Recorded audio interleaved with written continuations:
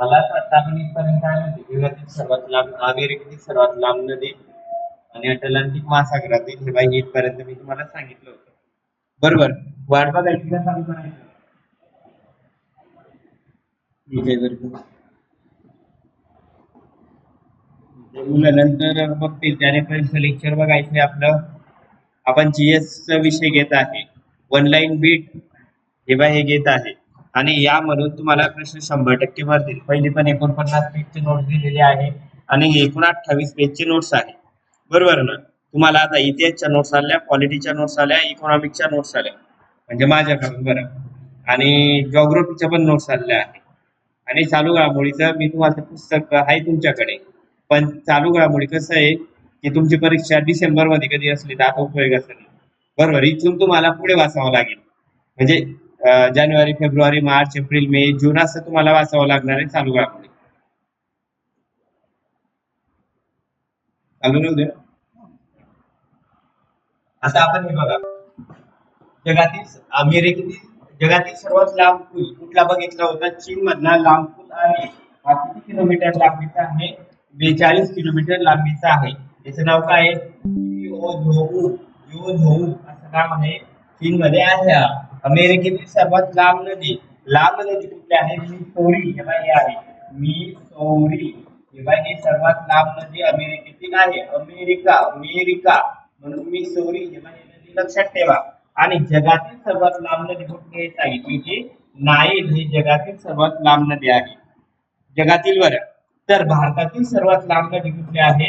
गंगा ही भारतातील सर्वात लांब नदी आहे. जगातील सर्वात मोठी पात्रांना मोठी नदी कुठली सांगितली होती? पात्र म्हणजे असं आडवं जे असतं ते पात्र असतं. जगातील सर्वात मोठी पात्रांना नदी कुठली आहे? अमेझॉन आहे. अमेझॉन ही नदी सर्वात लांब आहे आणि पात्राने सर्वात मोठी आहे. आणि भारतातील सर्वात मोठी पात्राने नदी कोणती असा प्रश्न कधी विचारला तर कुठली आहे? ब्रह्मपुत्रा ही नदी सर्वात मोठी पात्राने मोठी नदी आहे.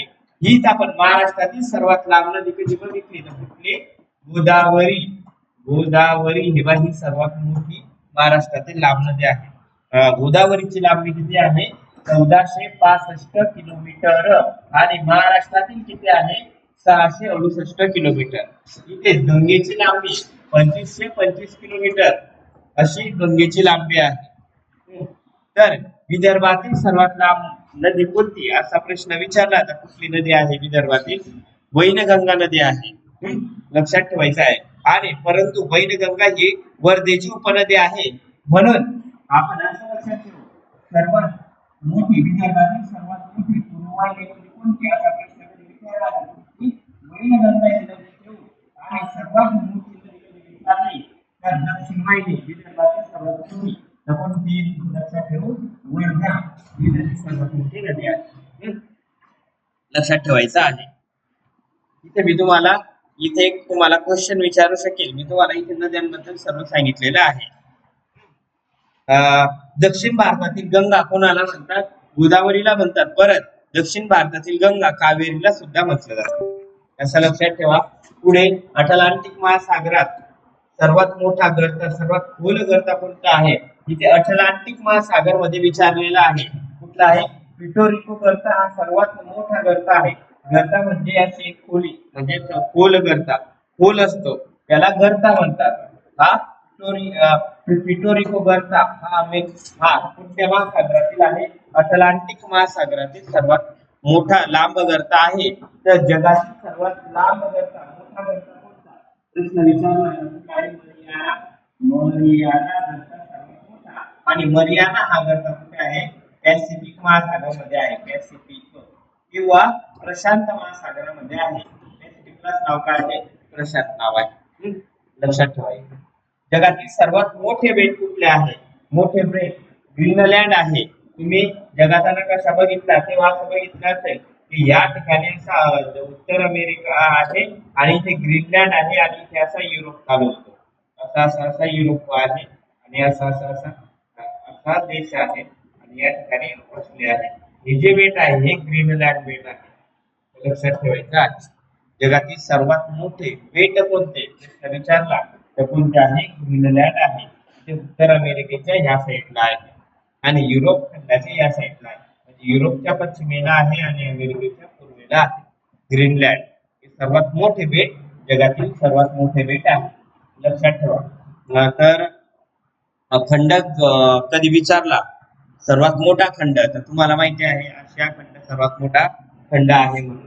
आणि सर्वात मोठा जगाचा म्हणजे बेटांचा समूह कधी विचारला, तर छोटे छोटे छोटे छोटे बेट तयार झालेले ते जावा, सुमात्रा, इंडोनेशिया याचे बेटे आहे. भारतातील अशा बाजूला हे जे बेटे आहे, हे बेटे सर्वात मोठा बेट समूह आहे.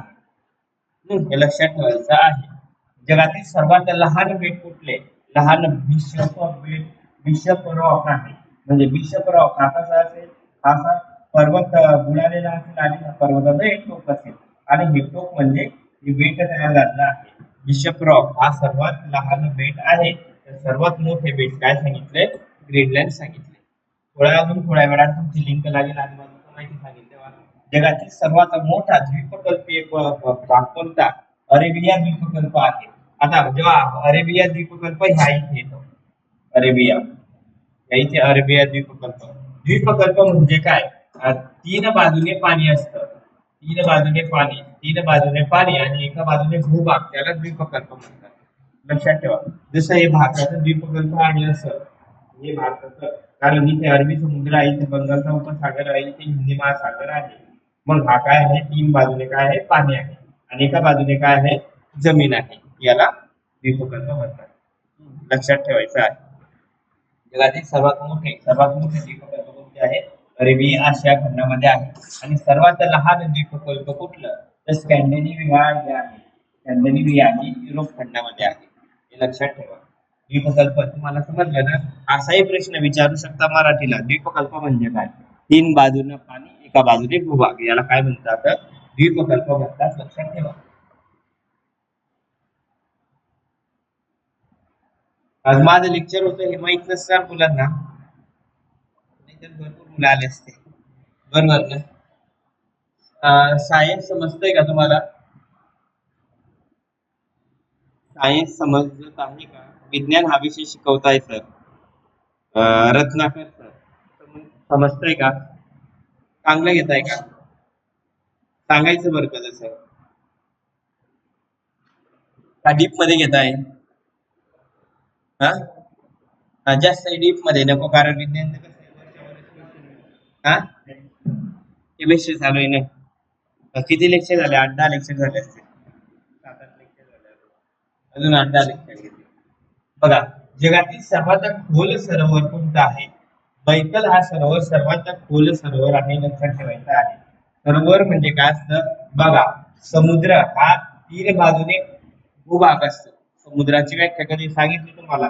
तीन बाजूने जमीन असते आणि एका बाजूने पाणी, याला काय म्हणतात? तर समुद्र म्हणतात. इथे तीन बाजूने काय असते? जमीन असते. आता अरबी समुद्र आहे, उदाहरणच देतो तुम्हाला. या ठिकाणी अरबी समुद्र आहे. या ठिकाणी बघा, तीन बाजूने काय जमीन आहे, एका साईडला काय आहे? पाणी आहे. बरोबर, त्याला समुद्र म्हणतात. द्वीपकल्प कशाला म्हणतात? तीन बाजूने जमीन आहे, तीन बाजूने पाणी आहे आणि एका बाजूने जमीन आहे, त्याला द्वीपकल्प म्हणतात. समुद्राच्या उलट काय आहे? द्वीपकल्प आहे. समुद्र म्हटलं की काय लक्षात ठेवायचं? तीन बाजूने जमीन, एका बाजूने पाणी, तो असतो समुद्र. आणि द्वीपकल्प म्हणजे तीन बाजूने पाणी आणि एका बाजूने जमीन, तो असतो द्वीपकल्प. हा, इथे तुम्हाला इथे अरबी समुद्राचं उदाहरण दिलं. आणि सरोवर, सरोवर असं असतं की चारही बाजूने काय असते? जमीन असते, त्याला सरोवर म्हणतात. आणि सरोवराचं छोटं रूप म्हणजे काय असतं? तलाव असतं. तलाव पण असा असतो. सागर तुम्हाला माहिती आहे, उपसागर तुम्हाला माहिती आहे, बंगालचा उपसागर आहे. म्हणजे इथे महासागराचा एक छोटा भाग, म्हणजे त्याला उपसागर म्हणतात. आणि जो महासागर असतो, आपण म्हणतो पॅसिफिक महासागर, अटलांटिक महासागर, आर्टिक महासागर, हे जे महासागर आहे अथांग आहे, याला सीमा नाही. लक्षात ठेवायचं आहे. म्हणून त्याला आपण महासागर म्हणतात.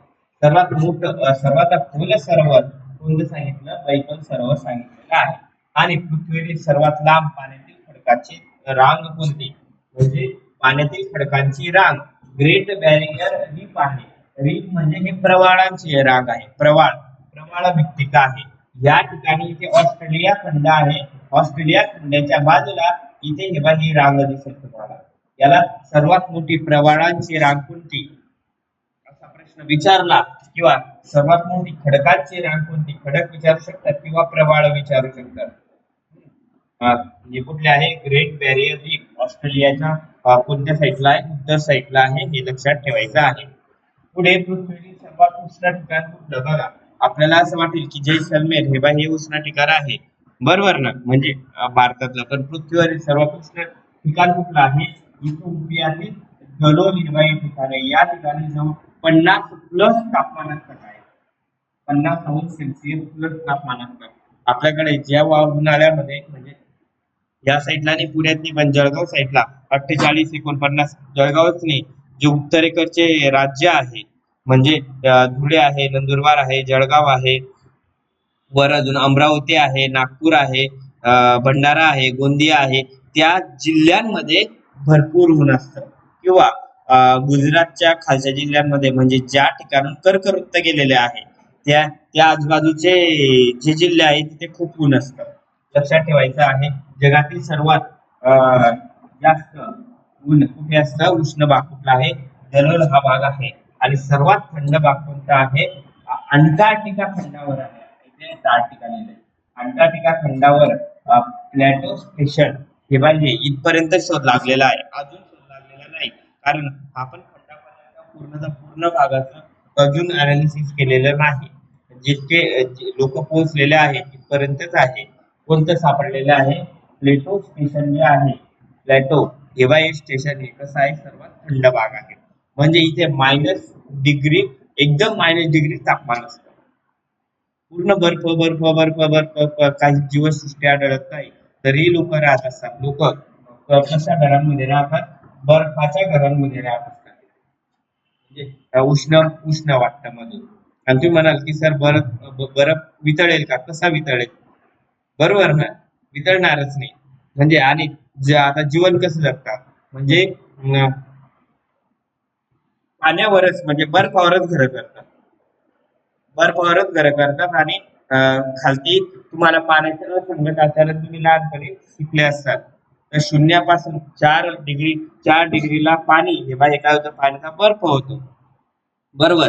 आणि अजून 4 पासून 3 2 1 पर्यंत जाताना परत पाणी होतं, परत शून्याच्या खाली गेलं तर परत बर्फ होतं. म्हणजे शून्य असलं तापमान की काय होतं, पाणी होतं. 4 पर्यंत जाताना पाणी असतं, पाणी होतं शून्यापासून तर 4 पर्यंत. 4 वर आलं की बर्फ होतं. हे पाण्याचं संगत आचरण आहे, त्यामुळे खाली जीवनसृष्टी जिवंत असते. लक्षात राहू द्यायचं, हे याला पाण्याचे संगत आचरण असे म्हणतात. हे काय आहे, प्लेटो स्टेशन सर्वात थंड ठिकाण आहे. आणि सर्वात कोरडे ठिकाण कुठले आहे, आटाकामा वाळवंट आहे, चिली या देशामध्ये आहे. आटाकामा वाळवंट चिली या देशामध्ये हे सर्वात थंड ठिकाण आहे. आशियातील तद्वत जगातील सर्वात पावसाचे ठिकाण कुठले, आता सर्वात जास्त पाऊस कुठे आहे, कुठे पडतो, मोसिनराम इथे या ठिकाणी पडतो. आणि हे मेघालय राज्यामध्ये आहे, भारतामध्ये आहे. जवळजवळ 1200 सेंटीमीटर इतका पाऊस पडतो. 1200 सेंटीमीटर इतका पाऊस इथे मोसिनराम इथे पडतो. जगातील सर्वात जास्त पावसाचे ठिकाण आहे, लक्षात ठेवायचे. सर्वात खोल घडई कुठले आहे, घडई हे बाय कॅनॉन हे बाय हे ऑरेगॉन प्रांतामध्ये आहे, अमेरिकामध्ये आहे सर्वात मोठी घडई. आता घडई कशी तयार होते, समुद्राच्या खनन कार्यामुळे, नाही सॉरी नदीच्या खनन कार्यामुळे घडई तयार होते. म्हणजे उदाहरणार्थ बरोबर,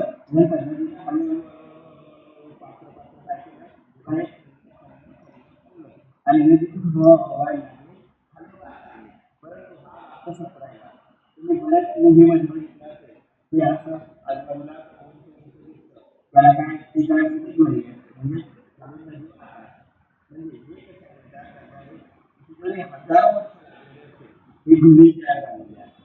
नदीच्या खनन कार्यामुळे घडई तयार होत असते. आणि सर्वात खोल घडई कुठले आहे, हे जे घडई आहे. तुम्हाला प्रश्न विचारतात की भारतातील कोणत्या नद्या घडईतून वाहतात, मग असा प्रश्न तुम्हाला सरळ सेवेला विचारला जातो. तुम्हाला इथे सांगता आलं पाहिजे, भारतातील नर्मदा ही नदी घडईतून वाहते, नर्मदेची घडई अजून तापी नदी हे बघा ही घडीतून वाहते. सोन नदी ही घडीतून वाहते.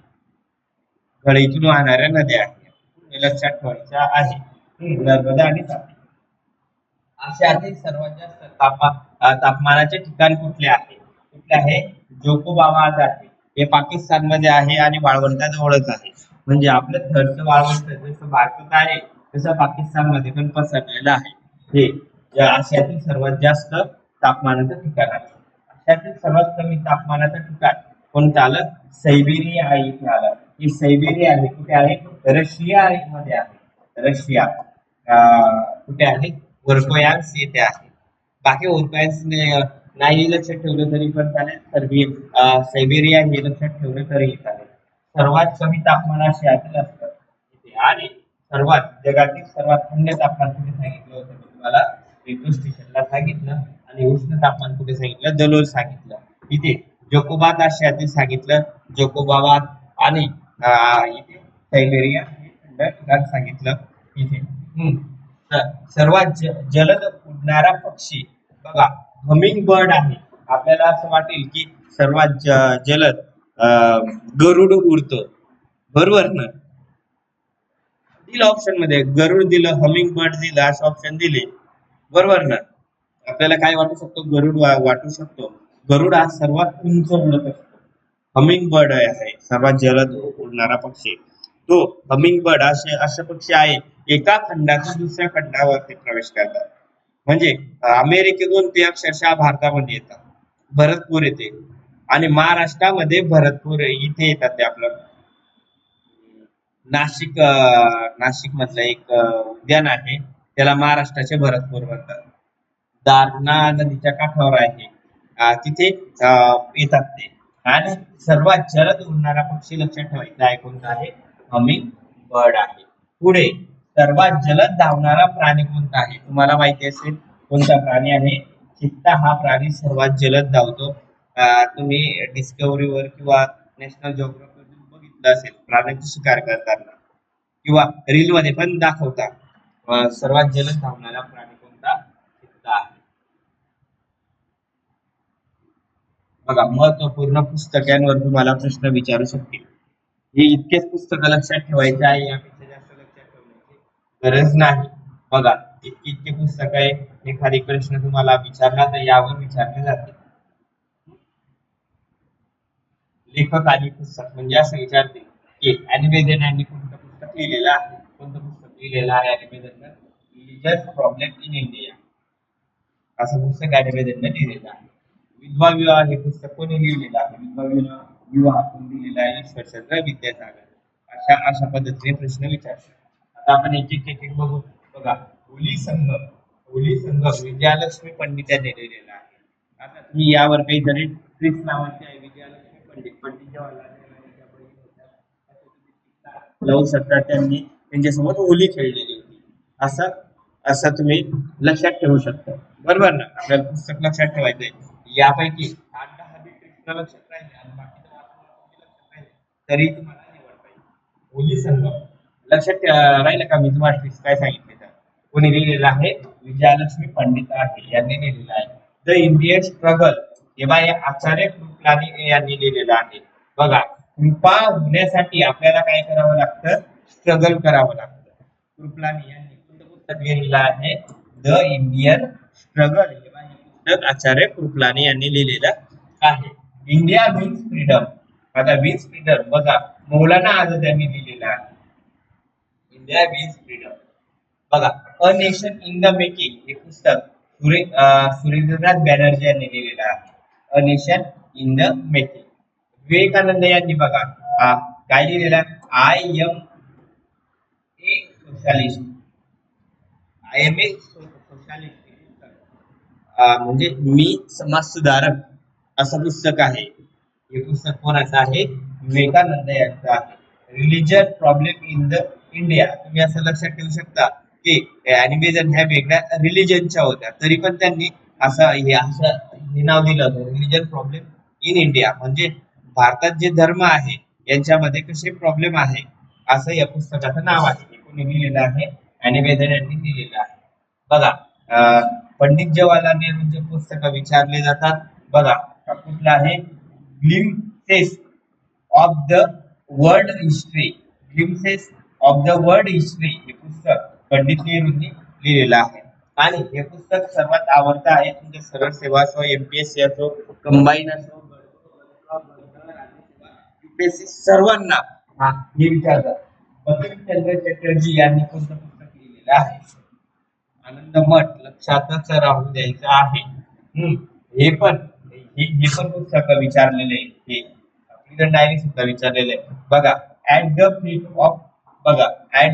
ऑफ महात्मा गांधी हे राजेंद्र प्रसाद यांनी लिहिलेलं आहे. At the feet of Mahatma Gandhi. Rajendra Prasad पहिले आपले राष्ट्रपती होते. यांनी बघा वाय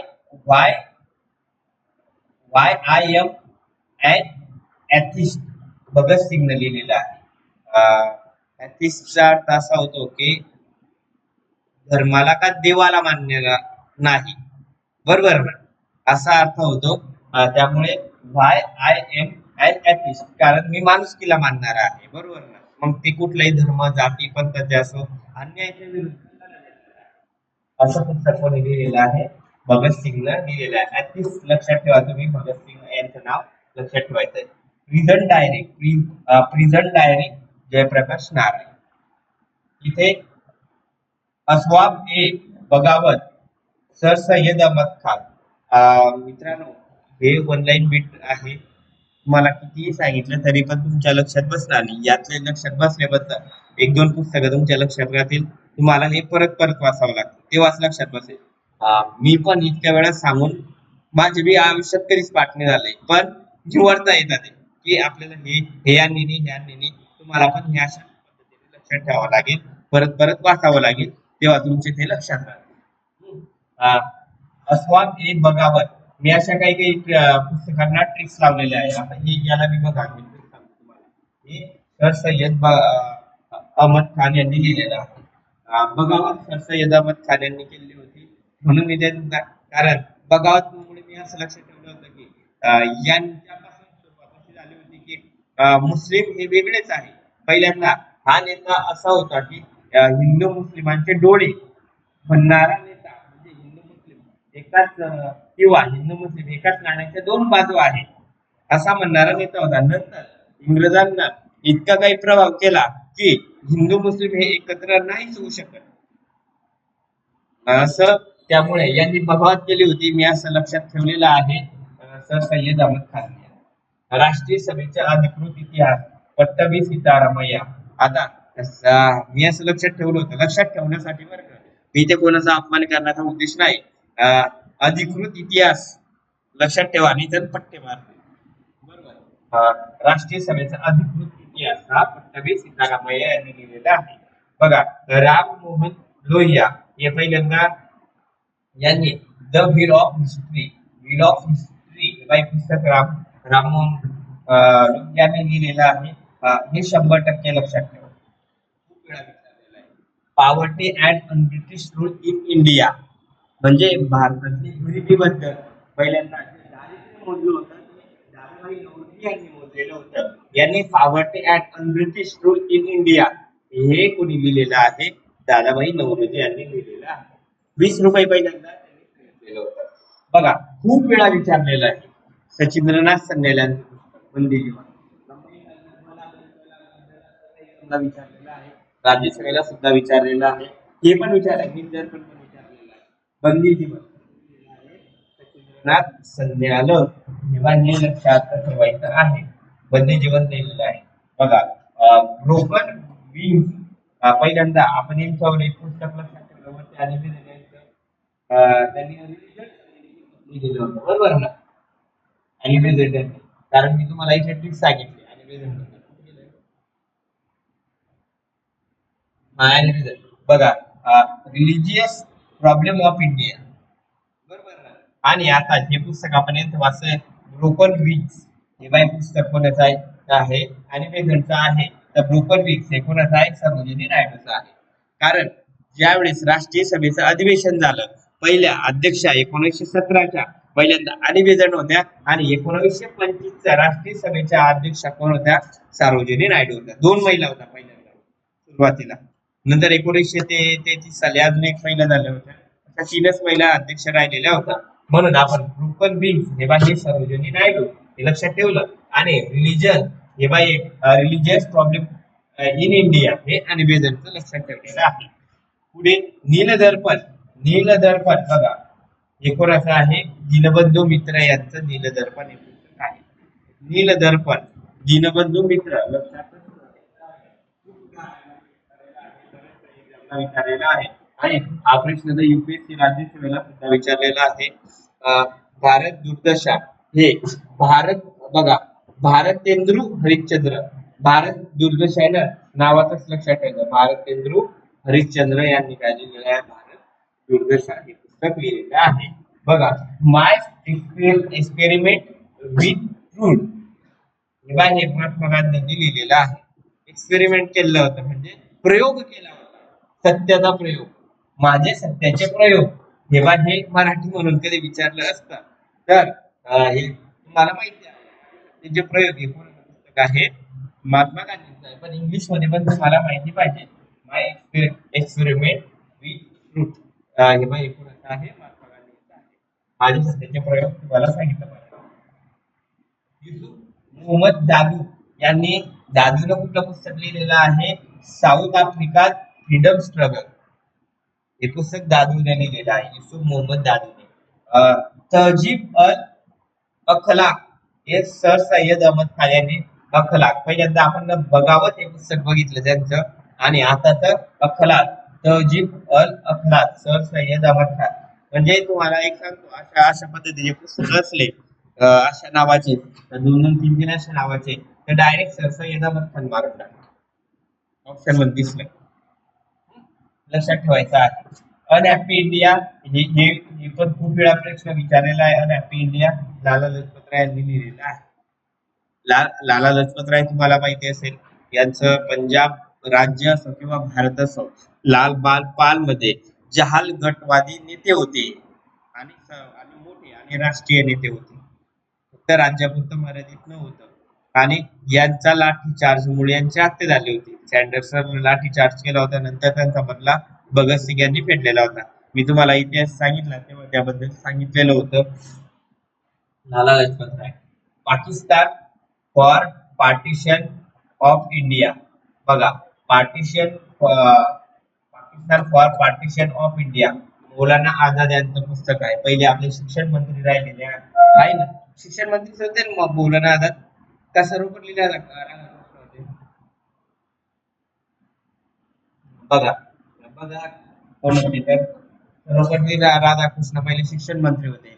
म्हणून आपण शिक्षक दिन म्हणून पाडलेला बरं 5 सप्टेंबर आपण अजून दिन म्हणून बघा Pakistan for partition of India हे पुस्तक लिहिलेलं आहे मौलाना आझाद. भवानी मंदिर बारिंद्र घोष यांचं आहे. भवानी मंदिर. गीतांजली खूप वेळा प्रश्न विचारलेला आहे. रवींद्रनाथ टागोर यांचा गीतांजली आहे. या पुस्तकाला नोबेल पुरस्कार मिळालेला होता.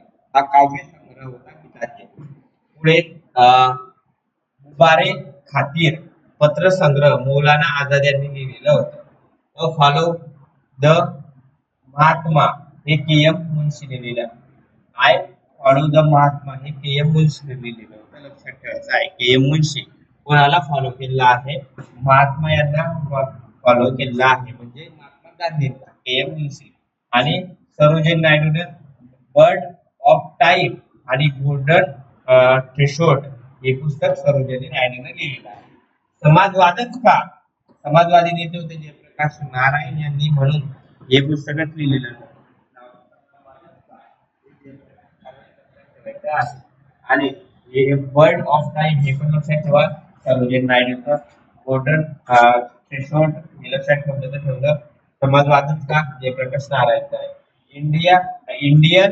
इंडियन इन्फॉर्मेशन ब्युरो आणि यंग इंडिया हे 2 पुस्तकं लाला लजपत राय यांचे आहेत. इंडियन इन्फॉर्मेशन ब्युरो आणि यंग इंडिया लाला लजपत राय लक्षात ठेवायचं आहे. आणि इथे लाला लजपत राय अजून एक कोणतं पुस्तक सांगितलं की तुम्हाला तेव्हा एक हॅपी इंडिया हे लाला लजपत रायचं आहे, यंग इंडिया हे पण लाला लजपत रायचं आहे, इंडियन इन्फॉर्मेशन ब्युरो हे पण लाला लजपत रायचं आहे. एकदा कंबाईनला अशाच पद्धतीने प्रश्न विचारला होता. खालीलपैकी लाला लजपत राय यांचे कोणकोणते पुस्तकं आहेत? आता तुम्हाला असं वाटतं मागच्या वर्षी किंवा त्याच्या मागच्या वर्षी आणि बाकी पण एक्झामला विचारला जातो. मित्रांनो, सर्व एक्झामला सारखे प्रश्न विचारले जातात. फक्त प्रश्न म्हणजे डेटा एकच असतो, फक्त प्रश्न विचारण्याची लेवल वेगळी असते. जिथे वन लाईन बीट असते, थोडा डीप मध्ये असतो, थोडा डीप मध्ये असं युपीएससी पण तेच माहिती असते, फक्त लिखाण काम असतं. आता जे राज्यसेवा येईल तुम्हाला जो इतिहास शिकवला तोच राहील, फक्त लिखाण काम राहील आणि थोडा डीप मध्ये राहील. थोडे प्रश्न सर्वजण एकच इतिहास शिकतात, एकच पॉलिटी शिकतात, एकच इकॉनॉमिक्स शिकत असतात. त्यामुळे हे परीक्षा वेगळी ती परीक्षा वेगळी काही नाही. कुठलंही पुस्तक कधी वाचलं तर सर्व पुस्तकांमध्ये सारखी माहिती राहते. कारण आपले जे तज्ञ लेखक आहे, बरोबर ना, ते सर्वच एकूण उचलतात, बरोबर ना, आणि लिहितात. मग हे पुस्तकाचे असो किंवा कुठल्याही पुस्तकाचे असो किंवा कोणत्याही पुस्तकाचे असो, बरोबर ना. इतिहास थोडीच बदलणार आहे, राज्यघटना थोडीच 395 कलम थोडीच बदलणार आहे आता 465. भूगोल थोडीच बदलणार आहे, या पुस्तकात थोडीच असं होणार आहे. 3,07,713 महाराष्ट्राचे क्षेत्रफळ आहे, त्या पुस्तकात वेगळं थोडीच राहणार आहे, सारखी तर माहिती राहणारच आहे ना. त्यामुळे सर्व पुस्तकांमध्ये सारखी माहिती राहते, हे लक्षात ठेवायचं आहे. विधवा विवाह, ईश्वरचंद्र विद्यासागर पहिल्यांदा विवाह झाला पाहिजे, पहिल्यांदा असा आवाज उठवला होता. कोणी? विधवा पुनर्विवाहाला कोणी? विश्वचंद्र विद्यासागर यांनी आवाज उठवलेला होता. आणि मी तुम्हाला महात्मा फुले त्या दिवशी सांगितलं होतं की पहिला विधवा पुनर्विवाह महात्मा फुलेंनी घडवून आणला होता 1864 साली. इंडियन पॉलिटिक्स युनिटी हे पुस्तक चिंतामणी यांनी चिंतामणी यांनी लिहिलेले आहे. Indian politics unity. Loyal movement of India sir Syed Ahmad Khan यांनी लिहिलेला आहे. म्हणजे असे मुस्लिम नाव आले की समजून घ्यायचं की सर सय्यद अहमद खान यांच्या पुढे टाकायचं.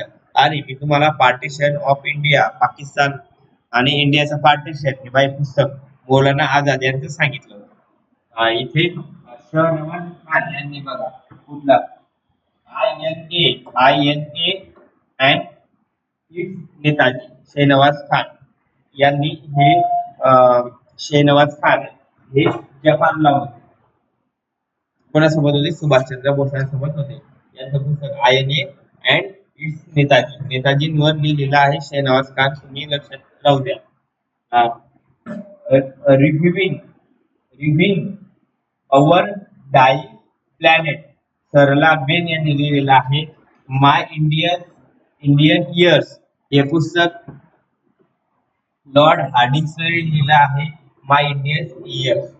पुढे अखंड हिंदुस्थान हे लक्षात राहू द्या, दयालाल मुन्शीचं पुस्तक आहे. ते पण आपण KM मुन्शीचं महात्मा काहीतरी पुस्तक बघितलं इथे बघा, I follow the Mahatma KM मुन्शी. आणि हे पण आता KM मुन्शीचं कुठलं आहे? अखंड हिंदुस्थान आहे. त्यांनी पहिल्यांदा महात्मांना फॉलो केलेलं आहे आणि नंतर अखंड हिंदुस्थान केलेलं आहे. हे पुस्तक खूप वेळा विचारले इथे निहिलिश रहस्य किंवा स्वदेशी रंग.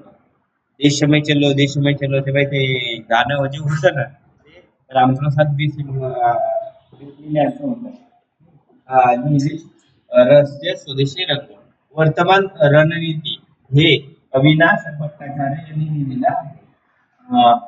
हू लाईव्ह इफ इंडिया आयडिया म्हणजे कोणत्या प्रत्यक्ष इंडियाचा आयडिया आहे असं आपण लक्षात ठेवू शकतो. तर कोण पहिले जे पंतप्रधान होते, कोण होते? जवाहरलाल नेहरू. त्यांनी लाईव्ह इंडियाचा आयडिया आपल्याला ट्रिक्स सांगतोय बरं का मी तुम्हाला. याचं कारण ते पंतप्रधान होते, म्हणजे त्यांनी शपथ घेतली जेव्हा लाईव्ह बघत असेल ना, तेव्हा त्यांनी भारताचे आयडियाज काय लाईव्ह अशा पद्धतीने त्यांनी पुस्तक लिहिलेलं आहे. बघा इथे इंग्लंड डेप्स टू इंडिया हे लाला लजपत राय यांनी पुस्तक लिहिलेलं आहे. बॉम्ब पोथी सेनापती बापट यांचं पुस्तक आहे बॉम्ब कसा निर्मित करतात काय. सेनापती बापट यांच्यावर तुम्हाला असा प्रश्न विचारला जाईल, मुळशी सत्याग्रह कोणाशी संबंधित आहे, किंवा खालीलपैकी मुळशी सत्याग्रहाचे नेतृत्व कोणी केलेले होते. कोणी केलेले होते? सेनापती बापट यांनी. उद्या तुम्ही सेनापती बापट रोडला गेलेले का? तोच सेनापती बापट रोड आहे जिथे शालेय पाठ्यपुस्तक तयार होतं. तो सेनापती बापट रोड आहे इथे जवळच 2-3 किलोमीटर. मला असं वाटलं होतं तुम्ही फिरताना असा विचार करत असाल की आपण इतिहासात फिरतो. करता का? काय नाही म्हणा सर, आम्ही फक्त जातो म्हणा. कुठे जातोय? बाजीराव रोडला जातोय, फक्त नाव घेतो. कुठे जातोय? सेनापती बापट रोडला जातोय. कुठे जातोय? आगरकर रस्त्यात जातोय. कुठे जातोय? टिळक रोडवर आहे. बरोबर ना? आम्ही कशाला विचार करा म्हणा, इतका टाइम कोणाला तरी. काय हो कुठे येतो? काय नाही, मी देऊ बाय टिळक रोड. बरोबर. आज साधे सिंपल ठिकाण आहे. मी तुम्हाला त्या दिवशी बी सांगितलं होतं, इथेच केळकर संग्रहालय रविवार आहे, कधीतरी जाऊन बघा.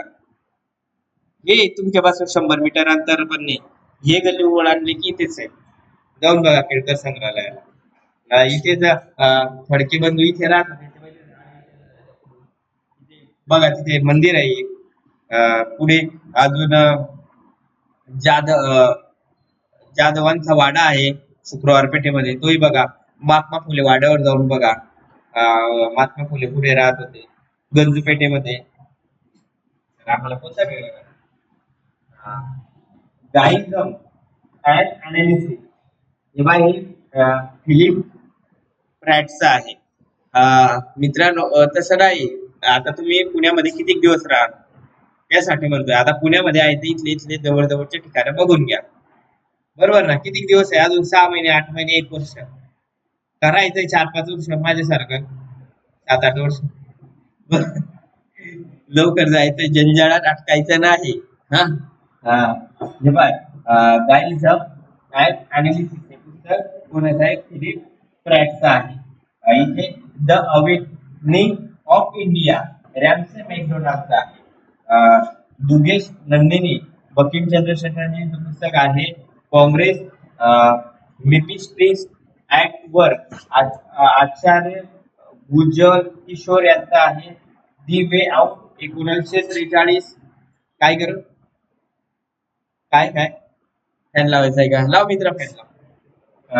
श्री राजगोपालाचार्य यांचं आहे India under the queen. William Hunter यांचं लक्षात राहू द्या. विल्यम हंटर यांचं इंडिया अंडर द क्वीन हे पुस्तक आहे. Indian a nation how India of for freedom आणि यांचं आहे.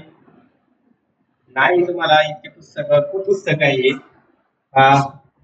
Memoirs of my life and time हे BC पॉल यांचं आहे. हिंद स्वराज हे कोणाचं आहे? महात्मा गांधींचं आहे. Government of India CP Ilbert यांचं आहे. The story of my deportation Lala Lajpat Rai. Indian unrest हे व्हॅलेंटाईन शिरोर. हे लक्षात राहू द्या.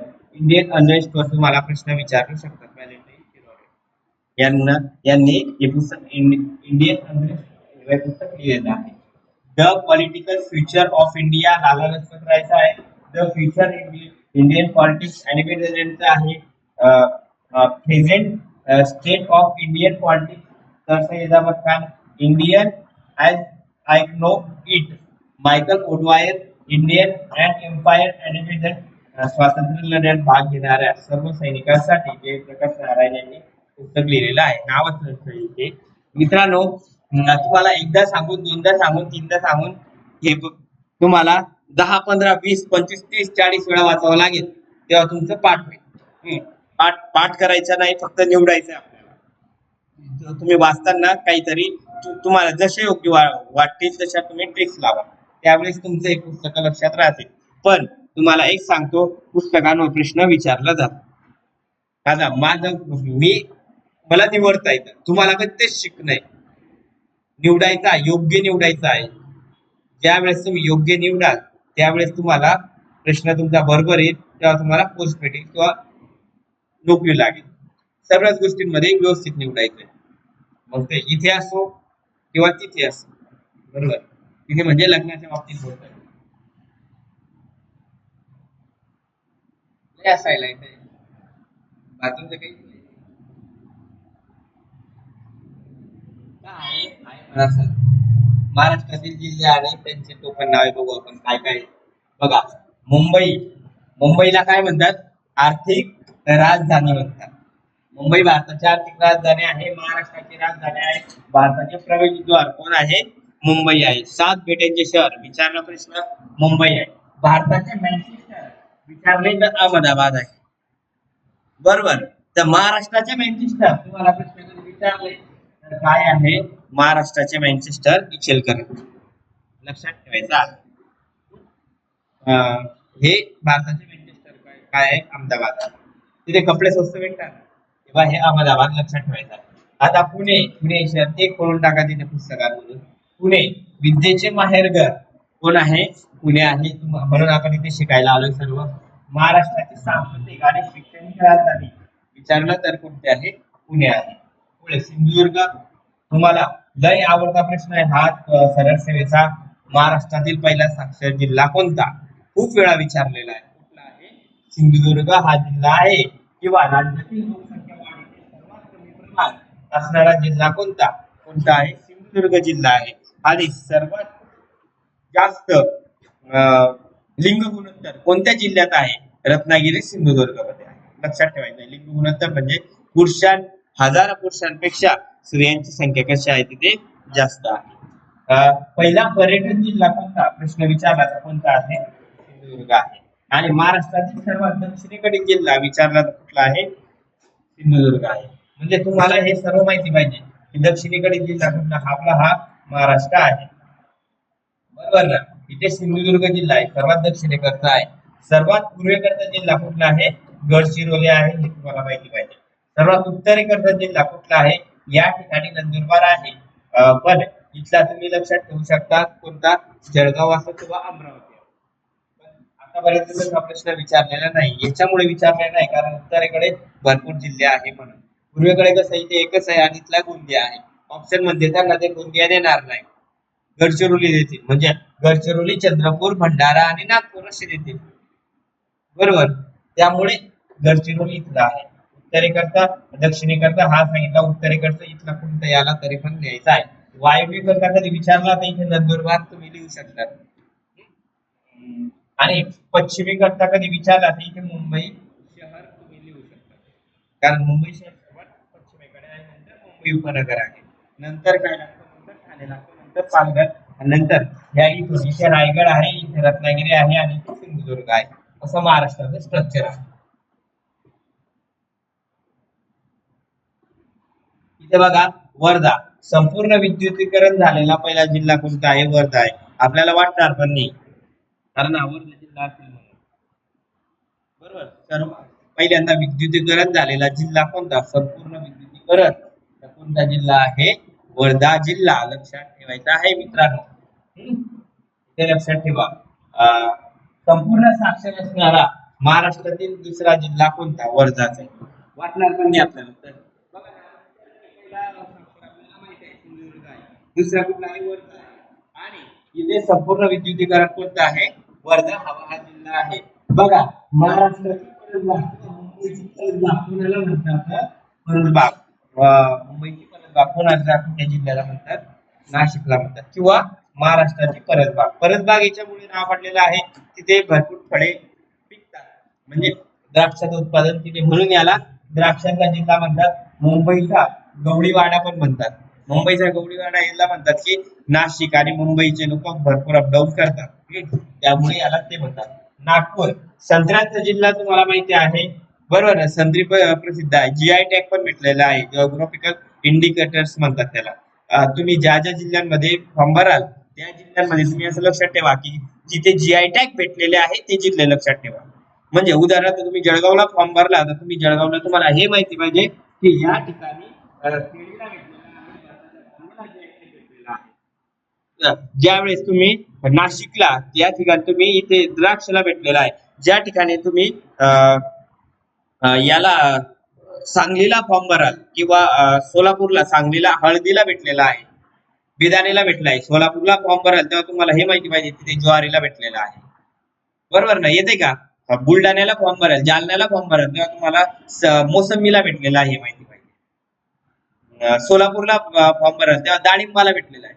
त्या त्या जिल्ह्यातील प्रसिद्ध आहे ना, सर्वात जास्त डाळिंब कुठे पिकतात? सोलापूरमध्ये, कारण त्याला पाणी कमी लागतं म्हणून तिथे डाळिंब पिकतात. मोसंबी कुठे पिकतात? जालन्यामध्ये. संत्री कुठे पिकतात? नागपूरमध्ये. द्राक्ष कुठे पिकतात? नाशिकमध्ये. बरोबर ना, आपल्याला माहिती आहे. हे तुम्ही फॉर्म भराल तिथे लक्षात ठेवायचं आहे. जीआय टॅग मी तुम्हाला शिकवलं पण होतं, पण तुमच्यापैकी काही जणांचं बाकी जिओग्राफी महाराष्ट्राची उपराजधानी आहे आपली आणि हिवाळी अधिवेशनाचे ठिकाण आहे. अधिवेशन जे गव्हर्नमेंटचे सरकारचे जे अधिवेशन आहे, वर्षातून 3 अधिवेशन होतात. एक पावसाळी अधिवेशन असतं, एक हिवाळी अधिवेशन असतं आणि एक आपण उन्हाळी अधिवेशन घेतो. उन्हाळी म्हणजे एक सरळ जे अर्थसंकल्प मांडल्यानंतर ते अधिवेशन घेतो, ते कोणतं असतं? हे असतं. असं आहे. हे ते मुंबईला होतं आणि फक्त एक हिवाळी अधिवेशन हे कुठे होतं? इथे होतं. भारताचे मध्यवर्ती ठिकाण, भारताचेच बरकड आहे, भारताचे मध्यवर्ती ठिकाण कोणतं आहे? नागपूर आहे. अजून नागपूरला व्याघ्र राजधानी म्हणून सुद्धा, भारताची व्याघ्र राजधानी कोणती असा प्रश्न विचारला तर कोणता आहे? व्याघ्र राजधानी हे नागपूर आहे, लक्षात ठेवायचं आहे. नागपूर व्याघ्र राजधानी आहे. नागपूर संत्र्यांचा जिल्हा आहे, उपराजधानी आहे, हिवाळी अधिवेशनाचे ठिकाण आहे, मध्यवर्ती ठिकाण आहे. औरंगाबाद हे छत्रपती संभाजीनगर हे 52 दरवाजांचे शहर आहे आणि मराठवाड्याची राजधानी आहे. तुम्ही पिक्चर बघितला का? छावा पिक्चर बघितला का? बघितला का? भारी का? लई चालतोय पिक्चर, भारी पिक्चर आहे म्हणे. मी पण जाणार आहे पण टाइमच नाही भेटत आहे. बघू आता. पण हाय अजून लई चालेल, कारण तिकीटच भेटत नाही आणि आपल्याला तिकीट पाहिजे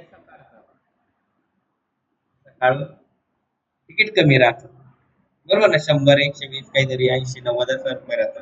जसे जसे दिवस होता तसं तिकीट वाढत जातं पुण्यामध्ये. आपल्यासारखं नाही, आपल्या जिल्ह्यांमध्ये कधी बनता 50-100 रुपये राहतं, ते तसं नाही, तिकीट हे वाढतच जातं.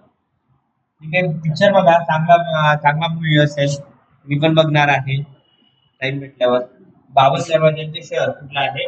औरंगाबाद, छत्रपती संभाजीनगर आणि मराठवाड्याची राजधानी सांगितली. मराठवाडा तुम्हाला माहिती आहे 8 जिल्हे आहे मराठवाड्यामध्ये, बरोबर ना. पुढे कोल्हापूर. कोल्हापूर बघा, कुस्तीवीरांचा जिल्हा म्हणतात. व पहिल्यांदा कुस्तीची सुरुवात, कुस्तीसाठी जो आखाडा तयार केला होता हा छत्रपती शाहू महाराजांनी तयार केला होता. कुस्तीवीरांचा जिल्हा. गुळाचा जिल्हा म्हणतात. गुळाची बाजारपेठ 1893 ला 94 ला गुळाची बाजारपेठ छत्रपती शाहू महाराजांनी बांधलेली होती. पुढे वसतिगृहाची जननी. वसतिगृह प्रत्येक जाती जमातीसाठी वसतिगृह छत्रपती शाहू महाराजांनी बांधलेले होते. वसतिगृहाची जननी सुद्धा म्हणतात. नगरी सुद्धा यांना म्हणतात. कोल्हापूरला म्हणतात, लक्षात राहू द्यायचं आहे तुम्हाला. कोल्हापूर एकदम सुंदर सिटी आहे. मी गेलो होता मागे इंटरव्ह्यूला, प्राध्यापकचा इंटरव्ह्यू होता माझा कोल्हापूरमध्ये. खूप भारी भारी साठी जाऊन या कधी वेळ भेटला तर.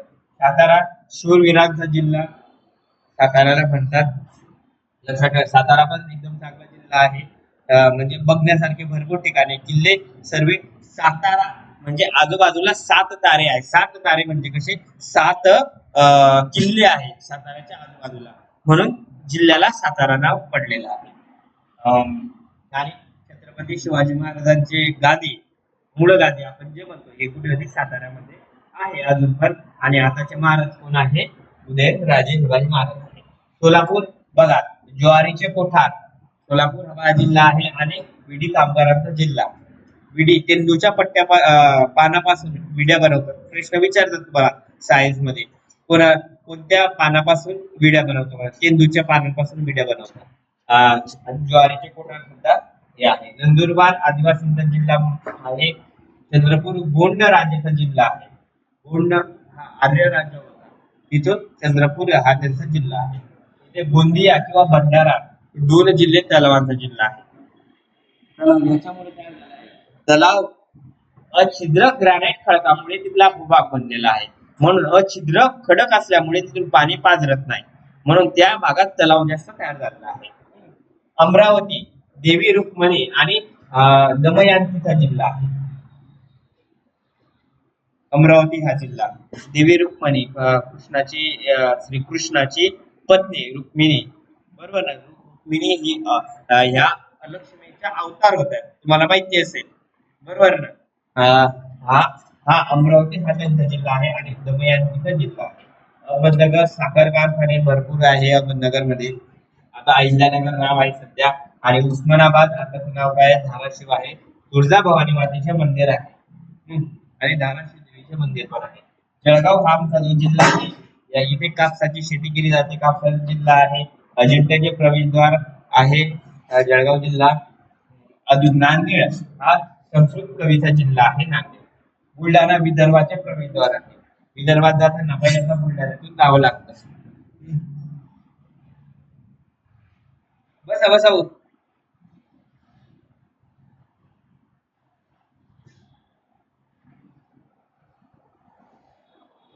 यवतमाळ पांढरे सोने पिकवणारा जिल्हा आहे. विचारला जातो पांढऱ्या सोन्याचा जिल्हा कोणता? यवतमाळ. पांढरे सोने हे कशाला म्हणतात? कापसाला म्हणतात. लक्षात राहू द्यायचं आहे. रायगड म्हणजे कापसाचा जिल्हा. बघा, रायगड हा कशाचा आहे? मिठागराचा जिल्हा. मिठाचे गरे म्हणजे मीठ. तुम्ही रायगड जिल्ह्यात कधी गेले असेल आणि समुद्र किनारे कधी फिरले असेल तर तुम्हाला त्या भागामध्ये मीठ तयार करताना भरपूर दिसतात. प्रत्येक गावामध्ये जे जे समुद्र किनारे गाव आहेत सर्व ठिकाणी मीठ तयार करतात, म्हणून याला मिठागराचा जिल्हा म्हणतात. जलदुर्ग आहे ते आणि ते डोंगरी किल्ल्यांचा जिल्हा आहे. जलदुर्ग म्हणजे कसं? खांदेरी उंदेरी हे जिल्हे आहेत. हे दुर्ग आहे. लक्षात ठेवायचं आहे. अजून एक क्विझिस आहे का काय ना? चांगलंय चांगलंय. हा बघा, रत्नागिरी देशभक्त आणि समाजसुधारकाचा जिल्हा आहे. काही प्रॉब्लेम नाही. रत्नागिरी आणि कुठला जिल्हा आहे? देशभक्त आणि समाज सुधारक यांचा जिल्हा आहे. आपण चिखली या गावातून कमळ उमलते, तशा प्रकारे उमललेले कमळ म्हणजे कुठले आहे? लोकमान्य टिळक. लहानपणी आपण भारताची सुरुवात करायची ते चिखली मधले आहे. लक्षात ठेवायचे. समाज सुधारक रानडे यांचा पण जन्म तिथेच झाला होता. भरपूर समाज सुधारक आहे तिथले आहे. बीड तुम्हाला माहिती असेल, बीड हा ऊस तोड कामगारांचा जिल्हा आहे. जुन्या मराठी कवींचा जिल्हा आहे. देवळांचा जिल्हा पण तो आहे. बीड मध्ये भरपूर देवळं आहे. तुम्हाला माहित आहे का नाही काय माहिती, पण मला सांगा माहित आहे कारण त्यामुळे मला माहिती. धुळे धुळे हा दुधा तुपाचा जिल्हा आहे. हा प्रश्न राज्यसभा मेन्सला विचारलेला होता मित्रांनो. दुधा तुपाचा जिल्हा कोणता? धुळे जिल्हा आहे. मला तिथे असं वाटलं होतं, मी धुळ्याला लेक्चर घ्यायला गेला होता, असं वाटलं होतं तिथे भरपूर दूध आणि तूप स्वस्त भेटत असेल, पण काही तसं नाही. पण नाव आहे धुळे दुधा तुपाचा जिल्हा. प्लॅनिंग करून बांधलेला आहे. चौकोनी आकाराचा जिल्हा आहे. म्हणजे तिथे अशा गल्ल्या चौकोनी आढळतात. प्लॅनिंग जिल्हा कधी विचारला, प्लॅनिंग करून बांधलेला जिल्हा हा कुठला आहे? तयार झालेला जिल्हा धुळे आहे असं म्हटलं जातं. पण ठीक आहे, असते काही भागामध्ये. गडचिरोली गडचिरोलीमध्ये महाराष्ट्रात सर्वात जास्त वनक्षेत्र कुठल्या जिल्ह्यामध्ये आहे? गडचिरोलीमध्ये आहे. वनक्षेत्र जास्त असेल, लोकसंख्या कशी असेल? विरळ लोकसंख्या असेल. राज्यातील दुसऱ्या क्रमांकाचा आदिवासी जिल्हा आहे. पहिला आपण कुठला बघितला? नंदुरबार हा पहिला आदिवासी जिल्हा बघितला, नंदुरबार. आणि दुसरा कुठला आहे? गडचिरोली.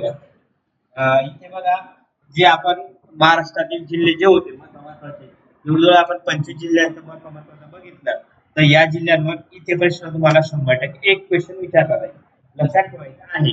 आणि त्यामध्ये आपण स्थलांतरित शेतीचे नाव आहे, इथे पण तुम्हाला प्रश्न विचारला जातो. स्थलांतरित शेतीचे नाव म्हणजे केरळमध्ये शेतीला काय नाव आहे? उमरी हे नाव आहे. केरळ मधल्या शेतीला उमरी म्हणतात. आणि हिमाचल प्रदेशामध्ये शेतीचे नाव काय आहे? खेल हे नाव आहे. उमरी केरळ, हिमाचल प्रदेश खेल. आणि मध्य प्रदेश आणि छत्तीसगड मध्ये जी शेती केली जाते तिथे पेंडा, माशा, बेरा, बेवर काहीतरी ट्रिक्स लावा, लक्षात ठेवा. आणि जे आसाम मध्ये जी केली जाते झुम हिवाळी शेती केली जाते. डायरेक्ट हे आसाम जातात झुम केली जाते. आसाम मध्ये केली जाते, नागालँड मध्ये केली जाते, म्हणजे ईशान्य भारतामध्ये केली जाते. पण आसामच सहसा करून लक्षात ठेवा. आणि ओडिशा आणि आंध्र प्रदेश मध्ये याला कोंडू केली जाते. कोंडू किंवा कोडू असं म्हणतात. मध्य प्रदेश, छत्तीसगड मध्ये बेवर लक्षात ठेवा तुम्ही. आणि कोंडू किंवा कोडू हे बाय ओडिशा, आंध्र प्रदेश मध्ये, कुंभरी केरळ, आसाम मध्ये झुम केली जाते, खील हिमाचल प्रदेश. अशा पद्धतीने इथे प्रश्न विचारला जातो. प्रश्न विचारला की तुमचा 100% बरोबर यायला पाहिजे. पाहिजे म्हणजे पाहिजे. सोमवारच्या दिवशी मी तुमचे टेस्ट घेणार आहे. म्हणजे माझं लेक्चर असल्यावर, ज्यावेळेस माझं लेक्चर असेल त्यावेळेस मी टेस्ट घेईन. लेक्चर कधी असलं माझं तर मी तुम्हाला यांना ग्रुपवर SMS टाकायचं सांगेल. म्हणजे त्या दिवशी लवकर या. म्हणजे लवकर या म्हणजे 10ला बरोबर या. कारण आपण 10, आपल्याकडे टाइम कमी असतो. टाइम कमी म्हणजे फक्त 10 ते 11:30 तेवढ्या टायमात आपल्याला भरपूर शिकवावं लागतं. आणि मित्रांनो, तुम्हाला गॅरंटी देतो मी की जे जे विषय तुम्ही कधी मी जे शिकवलंय तेवढंच कधी केलं किंवा व्यवस्थित कधी लक्ष कधी दिलं असलं तरीही तुम्हाला 25 प्रश्नांपैकी 20 प्लसच येतील. 22, 23, 24, 25. तुम्ही आताच्या कंबाईनला बघितलं असेल, आताच परीक्षा होऊन गेली. किंवा कंबाईनच नाही, अजून तुमच्यामध्ये हे बाई गट क ची परीक्षा येईल. त्या गॅरंटी देतो त्या परीक्षेला सुद्धा आपण शिकवल्यापैकी 55 ते 60 मार्काचा तो त्या अभ्यासक्रम शिकवलेला आहे. बरोबर ना? त्यापैकी 40-45 प्रश्न विचारते. कंबाईनला पण बघा तेवढंच विचारते. मी वाटलं तर तुम्हाला खुला करून देईन, तुम्ही हा प्रश्न आलाय. आहे, मी पण तसंच आहे. मी पण विचारलं जाईल, म्हणजे सर्वच एक्झामला विचारलं जाईल. मी इतिहास, कारण आपण बघा पॉलिटिक्स घेतलेले आहे, इकॉनॉमिक्सचे घेतलेले आहे, जॉग्राफीचे घेतलेले आहे. आता इतिहास बाकी आपले. इतिहास अजून पुढच्या वेळेस येईल तेव्हा चालू घडामोडीचं घेईल. पण मी चालू घडामोडी इतके लेट नाही करणार. तुम्हाला जानेवारी फेब्रुवारीचे आत्ताचे चालू घडामोडी काढेल, कारण जुने वाचून तुम्हाला फायदा पडेल असं मला वाटतं. त्यामुळे तुम्ही नवीन नवीन मासिक असो किंवा न्यूजपेपर असो किंवा नवीन जानेवारी पासून पुढे तुम्ही चालू घडामोडी वाचायला पाहिजे असं मला वाटतं. बरोबर. जे आहे जुन्यामधून थोडंफारच विचारतील, परंतु इतकं विचारणार नाही. पुढे इथे बघा, कत्तलखाने कुठे कुठे आहे? कत्तलखाने देवनार, मुंबई येथे महाराष्ट्रात कत्तलखाना आहे. या ठिकाणी आहे. दिल्ली येथे आहे, हैदराबाद येथे आहे आणि उजगाव येथे आहे, गोवामध्ये आहे, चेन्नई येथे आहे. या ठिकाणी कत्तलखाने आहे. कत्तलखाने तुम्हाला माहिती असेल, या ठिकाणी प्राणी कापले जातात त्याला काय म्हणतात? त्या कत्तलखाने. महाराष्ट्रातील ज्योतिर्लिंग, महाराष्ट्रात किती ज्योतिर्लिंग आहे? 5 ज्योतिर्लिंग असा आतापर्यंत आपण अभ्यास केलेला आहे. घृष्णेश्वर हे बाय एक ज्योतिर्लिंग कुठे आहे? छत्रपती संभाजीनगर या ठिकाणी आहे. या शहराच्या बाजूलाच 5-7 किलोमीटर, 7-8 किलोमीटर घृष्णेश्वर हे ठिकाण येतं वेरूळ येथे. आणि वेरूळची लेणी पण बाजूलाच आहे, एकदम जवळ आहे. म्हणजे एकदा तुम्ही फिरायला गेला तर घृष्णेश्वर फिरू शकता. कसं आहे, परळी वैजनाथ हे बीड मध्ये आहे. परळी जिल्हा भरपूर फेमस आहे, चर्चेत असतो कायम स्वरूपी. आता भरपूर चर्चेत आहे परळी जिल्हा. त्र्यंबकेश्वर, त्र्यंबकेश्वर तुम्ही गेले असाल किंवा तुमच्या घरचे गेले असाल नारायण नागबली करण्यासाठी, सहसा त्र्यंबकेश्वरला जातात नाशिक मध्ये. ओंडा नागनाथ, ओंडा नागनाथ हिंगोली मध्ये आहे. आणि भीमाशंकर इथेच आहे. इथून अंतर कधी 50-55 किलोमीटरच्या अंतरावर आहे. नारायणगाव मध्ये येतं भीमाशंकर. एकदम भारी ठिकाण आहे हे. ज्योतिर्लिंगाचं ठिकाण आहे. तुम्ही जाऊन या कधी तुम्हाला आता पावसाळ्यात वेळ भेटला तर 100% जाऊ. पुढे बघा, मी नाते मित्र, मी कसं आहे, माझं लग्न झालंय, माझ्या बायको तुम्ही जा तुमचे सहल ठिकाणदार, पण जाऊ द्या. जाऊन आपण चांगल्या ठिकाणी. भुईकोट किल्ले, भुईकोट किल्ले म्हणजे बोल मित्र.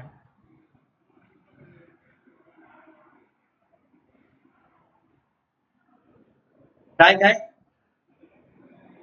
हा हा हा नारायणगाव इकडे आणि भीमाशंकर इकडे आहे ना. हा, नारायणगाव नाशिकले जाताना नारायणगाव लागतं बसनं कधी गेले तर आणि भीमाशंकर इथे लागतं. पण भीमाशंकर हे लक्षात ठेवा हे कुठे आहे, पुण्यामध्ये आहे. आणि नारायणगावला कुठली तरी एक मोठी छत्री आहे वाटतं, मला असं वाटतं सौर ऊर्जेची कशाची तरी आहे, मोठी छत्री आहे. भीमाशंकर या साईडला आहे बरं का, आंबेगावकडे, बरोबर ना. आणि इकडे तुम्ही पुण्यातले आहे तुम्हाला माहिती असेल, पण पुण्यात भीमाशंकर आहे हे लक्षात राहा. ज्योतिर्लिंगाचं ठिकाण आहे तिथे बघा. भुईकोट किल्ले, भुईकोट किल्ले म्हणजे कसा की ते किल्ले कोरलेले आहे, त्याला भुईकोट किल्ले म्हणतात. हे अहमदनगर मध्ये आहे, चाकण मध्ये आहे, मिरज मध्ये आहे, सोलापूर, नळदुर्ग, नळदुर्ग हा किल्ला आहे, खूप वेळा विचारला उस्मानाबाद मध्ये, धाराशिव मध्ये नळदुर्ग आहे, आणि मग पालघर मध्ये भुईकोट किल्ले आहे. ठीक आहे, असू द्या. गुगल मध्ये आपण अजून डिटेल मध्ये बघून घेऊ. तुमचं जॉग्राफी बाकी ना, जॉग्राफी शिकवलंय का मी तुम्हाला? नाही, इथे बॅचेस 2 आहे ना त्यामुळे विचारलं. काहींना जॉग्राफी शिकवलेलं आहे, काहींना जॉग्राफी बाकी आहे. तुमच्यापैकी कोणाकोणाचं बाकी जॉग्राफी? मग बोला, चला सर्वांचंच बाकी आहे ना, बरोबर. जॉग्राफी मध्ये एकदम डिटेल मध्ये सांगणार आहे. जॉग्राफीचे जवळजवळ आपण 15-16 विषय बोलणार आहे. त्यापेक्षा जास्त झाले तरी चालते. औष्णिक विद्युत केंद्र म्हणजे काय? औष्णिक विद्युत केंद्र हे कोळशापासून ज्या ठिकाणी वीज निर्मिती केली जाते त्याला काय म्हणतात? औष्णिक विद्युत केंद्र असे म्हणतात. आता परळी वैजनाथ या ठिकाणी परळी वैजनाथ आहे, बीड मध्ये आहे. पारस, पारस कुठे आहे? अकोलामध्ये पारस आहे. एकलहरे, एकलहरे कुठे आहे? नाशिक मध्ये आहे. फेकरी कुठे आहे? जळगाव मध्ये आहे, म्हणजे भुसावळ मध्ये फेकरी. तेव्हा हे औष्णिक विद्युत केंद्र आहे. कोराडी आणि खापरखेडा इथे आहे, कोराडी आणि खापरखेडा म्हणजे हे कुठे आलं? नागपूर मध्ये आलं. मी तुम्हाला तेव्हा काय केलं, आणि चंद्रपूर मध्ये बल्लारपूर आणि दुर्गापूर हे औष्णिक विद्युत केंद्र आहे, या ठिकाणी आहे. काय झालं म्हणजे बोलेल त्याला माझ्याशी काही असेल तर बघा. बल्लारपूर आणि दुर्गापूर हे कुठे आहे? इथे आहे, चंद्रपूर मध्ये आहे. भोपाळे नियोजित आहे. उरण नैसर्गिक वायू आधारित पौष्टिक विद्युत केंद्र आहे, नैसर्गिक वायू पासून वीज केली जाते. आणि तुर्बे जे आहे इथे, आणि कल्याण ठाणे हे चोला हे बंद पडलेले आहे. त्यामुळे मी तुम्हाला इथून सांगितलं, हे जर लक्षात ठेवा. परळी वैद्यनाथ बीड मध्ये, पारस अकोला मध्ये, एकलहरी नाशिक मध्ये, टेकरी हे भुसावळ मध्ये, जळगाव मध्ये, कोराडी खापरखेडा नागपूर मध्ये, चंद्रपूर बल्लारपूर दुर्गापूर हे चंद्रपूर मध्ये, आणि उरण हे नैसर्गिक वायू आहे. इतके लक्षात ठेवा. बाकीचे विसरू. भोपाळे नियोजित आहे. पानिपतच्या लढाया आपण म्हणतो पानिपत झालं, कुठले आपण म्हण वापरतो, पानिपत झालं. पानिपत या ठिकाणी झालं होतं लढाई. 3 लढाया झाल्या होत्या पानिपतच्या, मी तुम्हाला इतिहास मध्ये पण सांगितलेलं होतं, इथे पण सांगतो. पानिपतची पहिली लढाई कधी झाली होती? 1556 मध्ये पहिली लढाई झाली होती, लक्षात राहू द्यायचे. दुसरी लढाई कुठे झाली होती? इतिहास मध्ये तुम्हाला डिटेल मध्ये शिकवणार आहे. दुसरी लढाई कधी? पहिली 1526 ला झाली, नंतर 1556 ला झाली, आणि 1761 ला झाली. 1761 ला वर पिक्चर सुद्धा आला होता. पानिपतची तिसरी लढाई विरुद्ध मराठ्यांविरुद्ध होती बाई लढाई, तिथला पिक्चर सुद्धा आला होता. कुठला तरी कपूर होता तिथे, त्याने रोल केला होता. कोणाचा पिक्चर होता, पण स्टोरी चांगली होती, पण मूवी चांगला करताना आला होता. म्हणजे पैसे चांगले लावून कधी असते तर अजून भारी झाला असता. आपल्याला मूवी कधी बघितला कसं झालाय, किती भारी झालाय. म्हणजे तानाजी मूवी बघितला, किती भारी झाला होता. अजून मागे साऊथचे जसे मूवीज होता, किती भारी भारी होता ते, म्हणजे थोडे पैसे. अजून मागे तो आला होता पद्मावत मूवी आला होता, तो पण किती भारी झाला होता. असे मूवी बनल्यावर आणि ते चालताही चांगलं. बघा हे बाई रेल्वे, महाराष्ट्र एक्सप्रेस कुठून तर कुठे जाते? कोल्हापूर पासून तर गोंदियापर्यंत जाते. म्हणजे ती नाही सरळ, इथे कोल्हापूर आहे आणि इथे गोंदिया आहे, सरळ अशी जाते का महाराष्ट्र एक्सप्रेस? नाही, ही तशी जात नाही. महाराष्ट्र एक्सप्रेस कोल्हापूर वरून निघते, अशी अशी अशी अशी अशी इकडे जाते, नंतर नाशिक वरून जाते, नंतर नाशिक जाते. गोंदियापर्यंत जाते. म्हणजे आम्ही जाताना सुद्धा महाराष्ट्र एक्सप्रेस मध्ये बसू शकतो. बरोबर, म्हणजे म्हणून हे सांगितलं की महाराष्ट्र एक्सप्रेस अशी जाते. कुठून? कोल्हापूर ते गोंदिया. डेक्कन डेक्कन एक्सप्रेस पुणे पासून तर मुंबई पर्यंत जाते. डेक्कन पुणे पुणे ते मुंबई म्हणजे अशी जाते. पुणे ते मुंबई अशी डेक्कन एक्सप्रेस जाते. इथे मुंबई ठिकाण आहे. हरिप्रिया एक्सप्रेस हरिप्रिया कोल्हापूर ते तिरुपती इथे जाते. महालक्ष्मी एक्सप्रेस कोल्हापूर मुंबई इथे जाते. तुम्ही रेल्वे गाड्यावर गेले, रेल्वे प्लॅटफॉर्मवर गेले की तुम्हाला हे नाव आहे कोल्हापूर एक्सप्रेस, महाराष्ट्र एक्सप्रेस सुट रही है 2:30 बजे 2 बजे असं असं ते सांगत असतात. डेक्कन एक्सप्रेस सिद्धेश्वर एक्सप्रेस कोल्हापूर ते मुंबई आहे. सह्याद्री एक्सप्रेस कोल्हापूर ते मुंबई आहे. हजरत निजामुद्दीन गोवा ते दिल्ली आहे. गोवापासून ते दिल्लीपर्यंत हजरत निजामुद्दीन एक्सप्रेस जाते. मी सुद्धा 1 ते 2 वेळा ह्या एक्सप्रेसला गेलेला आहे दिल्लीला जाताना, कारण इतके पैसेच नव्हते विमानाला. सिंहगड एक्सप्रेस पुणे ते मुंबई येथे जाते. एक्सप्रेसचे नाव लक्षात ठेवा. तुम्हाला सरळ सेवेला विचारतात, कंबाईनला विचारत नाही. गट गटीला हे प्रश्न विचारले जातात. हे वाचायचे व्यवस्थित. महाराष्ट्र एक्सप्रेस कोल्हापूर गोंदिया डेक्कन पुणे मुंबई, हरिप्रिया कोल्हापूर तिरुपती, महालक्ष्मी महालक्ष्मीचं मंदिर आहे ना इथे, बरोबर, कोल्हापूर ते मुंबई लक्षात राहू द्या.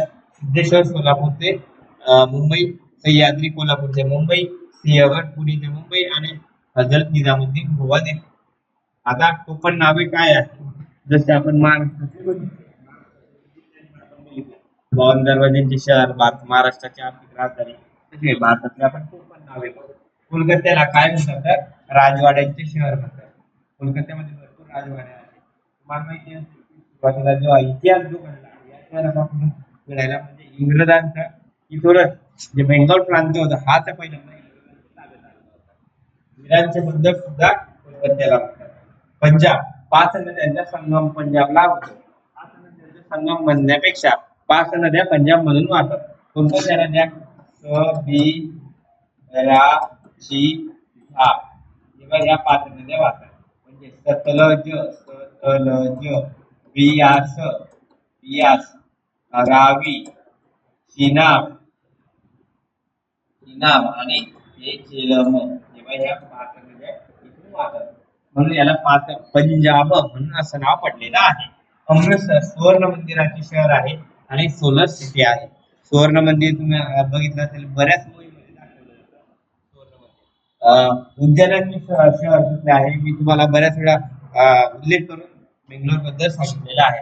काश्मीर भारताचे नंदनवन किंवा भारताचे स्वित्झर्लंड. स्वित्झर्लंड याच्यामुळे तिथे स्वित्झर्लंड मध्ये जशा पद्धतीने वातावरण असतं थंड वातावरण इथे पण काश्मीर मध्ये आहे. आणि नंदनवन म्हणजे एकदम भारी वाटतं, तिथला एरिया चांगला आहे, दिसायला सुंदर एरिया आहे, म्हणून त्याला भारताचे नंदनवन म्हणतात. हैदराबादला सायबर सिटी असं म्हणतात. Cyber city. भुवनेश्वरला मंदिराचे शहर असे म्हणतात. उदयपूर जे आहे त्याला सरोवराचे शहर म्हणतात. गुलाबी शहर कोणाला म्हणतात? जयपूरला म्हणतात. केरळला भारताच्या मसाल्याच्या पदार्थांचा बगीचा केरळला म्हणतात. मसाल्याचे पदार्थ हे चांगले उगवत असतात किंवा शेती मसाल्याच्या पदार्थांची म्हणून त्यांना मसाल्याच्या पदार्थांचा बगीचा असे केरळला म्हणतात. दामोदर नदी बंगालचे दुःखाश्रू आहे. दुःखाश्रू कोण आहे? दामोदर नदी आहे, लक्षात राहू द्यायचं आहे. कोसी नदी हे बिहारचे दुःखाश्रू आहे, कारण बिहारचे अश्रू अश्रू हे आनंदात पर्यंत बरोबर ना, म्हणून लेखकाने दुःखाश्रू नाव टाकायचं वाक्य आहे. आनंद होतो का? नाही, दुःख होतं. दुःख होतं म्हणजे भरपूर नुकसान होतं. पात्र बदलणाऱ्या नद्या आहे दामोदर असो किंवा कोसी नदी असो. ब्रह्मपुत्रा नदी आहे, याला पूर भरपूर येतो. पूर मोठ्या प्रमाणात पूर आल्यामुळे यक्षात रूपांतर होतं, दुःखात रूपांतर होतं, बरोबर ना. असं आहे, याला पॉझिटिव्ह घ्यायचं म्हणजे असं लिहायचं. पुढे जलसंवर्धनाच्या पारंपरिक पद्धती. आपण कसं तो पाटाला पाणी देतो म्हणजे शेतीला पाणी देतो, तिथे प्रत्येक मातीचे बंधारे याला काय म्हणतात? जमिनीखाली आच्छादन केलेले पाणी म्हणजे पाणी पिकांना कशा पद्धतीने दिले जातं तशा पद्धती तुम्हाला असे प्रश्न सरळ सेवेला विचारले जातात आणि कंबाईनला विचारले जात नाही, डायरेक्ट राज्यसेवेला विचारतात. सरळ सेवा राज्यसेवा UPSC मध्य परीक्षेला विचारली जात नाही. बघा, जो हाड मातीचे बनणारे असतात हे राजस्थान मध्ये आहे. मातीचे बनणारे असे बांधलेले असतात आणि ते पाणी साचलेले जे असतं बाजूला, याला नाव काय आहे? जो हाड नाव आहे. लक्षात राहू द्यायचंय. कुंड जमिनीखालील आच्छादित तलाव असतो. म्हणजे जमिनीखालील आच्छादित तलाव हा कसा असतो? असा तलाव बनवलेला असतो आणि वरतून असा पॅक असतो, म्हणून याला कुंड म्हणतात. आपण कुंड भांड बघितलंय ना, हे ते राजस्थानमध्ये आहे. खादीम खादीम वाहून जाणारे पाणी अडवणारा लांब मातीचा बंधारा याला खादीम म्हणतात. इथे जे जोहाड होतं तिथे फक्त काय आहे? अडवणारा पाणी, लांब मातीचा जो बंधारा आहे जोहाड, त्याला काय म्हणतात? खादीम असे म्हणतात. चेरुवा चेरुवा हा जलसाठा आंध्र प्रदेशात म्हणतात. जिथे पाणी साचलेलं आहे त्याला चेरुवा म्हणतात, आंध्र प्रदेश. इथे डोंग बोडो आदिवासीचा तळ आसाममध्ये आहे, त्याला डोंग असे म्हणतात. पाझर तलाव आणि जे पाझर तलाव याला कर्नाटकमध्ये पाझर तलाव केरे आणि पाझर तलाव म्हणून त्याला केरे केरळ कर्नाटक म्हणतात. आणि तळी हे बघा, तळी कुकर बिल खाल हे पश्चिम बंगालमध्ये म्हणतात. तळीला याचे नाव आहे. आणि कुंड हे कशाला? मंदिराचे टोके म्हणजे महाराष्ट्रातले कुंड आहे. अशा जलसंवर्धनाच्या पद्धती आहेत. टाके मंदिरातील टाके म्हणजे त्या मंदिराच्या टाक्या असतात. आपण का आता कुंड बांधलाय का बाहेर मंदिराच्या बाहेर, त्याला आपण कुंड म्हणतात. महाराष्ट्रात हे पाणी साठवण्याच्या पद्धती किंवा पिकांना पाणी देण्याच्या पद्धती आहेत, लक्षात ठेवायचं आहे. प्रत्येकाला आवाज येत आहे का? येत असेल आवाज. माहिती भरपूर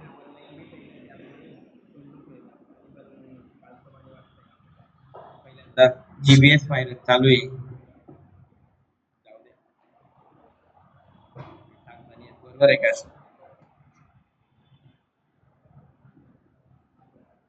हे बघा, ठिकाण आहे राज्य.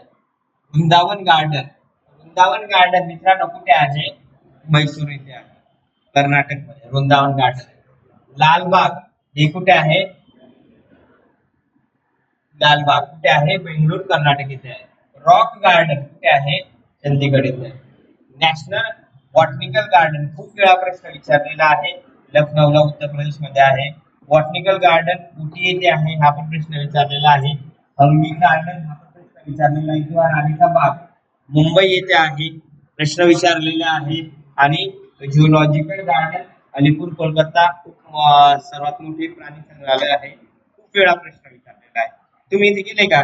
राजीव गांधी नॅशनल पार्क इथे कात्रजच्या उद्यानामध्ये गेलेले का? प्राणी का तिथे? वाघ आहे, चित्ता आहे का? प्राणी का? आम्ही जात होते बुधवारच्या दिवशी, पण बुधवारी ते बंद राहतात. आहे जाऊन या, नाही का गेले असणार तर.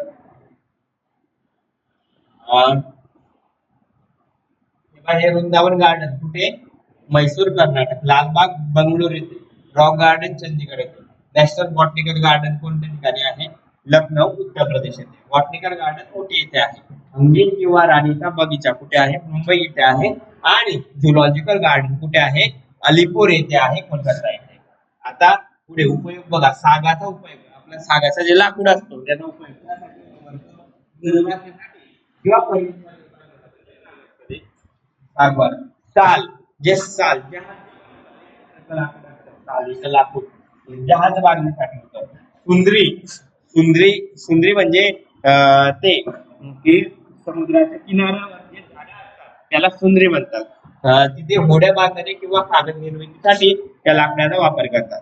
म्हणजे खोड जमिनीत पाण्याच्या वर आलेली मुळं ते सुंदरी वने असतात. ती होड्या बांधण्यासाठी किंवा कागद निर्मितीसाठी याचा वापर. चंदन तुम्हाला माहिती आहे, सुगंधी तेल, साबण, अगरबत्ती म्हणून पुष्पानं कमवलं, सर्वांना चंदन लावून टाकलं. बरोबर ना.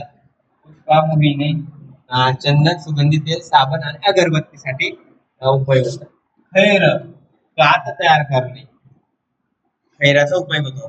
तसे मूवी पण आले पाहिजे, परंतु इतक्या इतक्या हाय लेवलला मूवी, म्हणजे अख्खचा अख्ख एक गुंडा, एक विलन अख्खचा अख्खं राज्य ताब्यात घेतो, अख्खा मुख्यमंत्री बदलावतो. हे डायरेक्ट हाईट झाले डायरेक्ट. बरोबर ना. अं, सर्व भारतात कायदा सुव्यवस्था पुष्पामुळे नव्हतीच. सर्वजण बंदूक कोयते घेऊन फिरत राहतात. बरोबर ना. इथे इथे पोलीस कुठून काढतात डायरेक्ट. म्हणजे तरी पण त्या मूवीला 2,000 कोटी रुपये कमवले. त्यामुळे मी तो म्हणजे बघितला, आपण मोबाईलवरच बघितला, असा नाही गेला, टॉकिंगला नाही गेला. पण मला आता हा मूवी जायचंय बघायला, छावा मूवी. बाहुबली तरी कहाणी होती. बरोबर, बरोबर आहे का नाही. पण पुष्पांतर खतरनाक असतात. आणि जाऊ द्या आता. देवदार, देवदार हे पण एक वस्तू जी आहे, कलाकुसरीच्या वस्तू बनवण्यासाठी देवदारचं लाकूड घेतलं जातं आणि त्यावर जे लाकडावर कोरलं जातं ते देवदारचं लाकूड असतं. असं आहे. आणि शाल शाल्मली काडीपेटी, पेटीची काडी तयार करणे. शाल्मली म्हणजे आपल्या काडीपेटीतल्या काड्या असतात, ते शाल्मलीच्या असतात, लक्षात ठेवायचं आहे. असं ते केलं जातं. ते लक्षात ठेवा. ते प्रश्न तुम्हाला विचारू शकतात ऑनलाईन बिटला. तो प्रश्न विचारला की तुमचा तो बरोबर यायला पाहिजे. पुढे औद्योगिक शहर कोणकोणते आहे?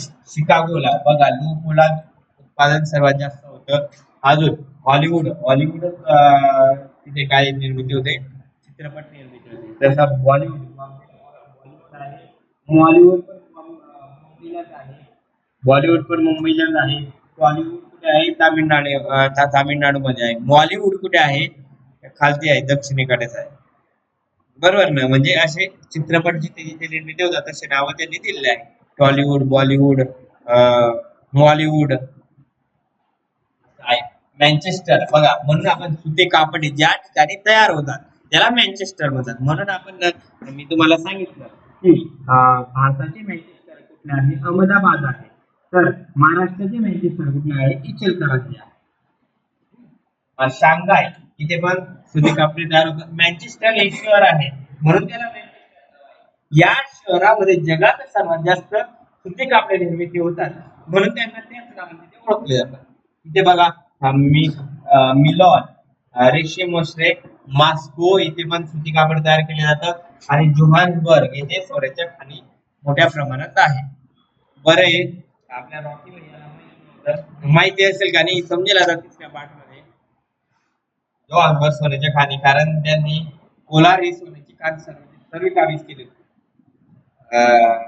आणि आता एक कुठला प्रमाणात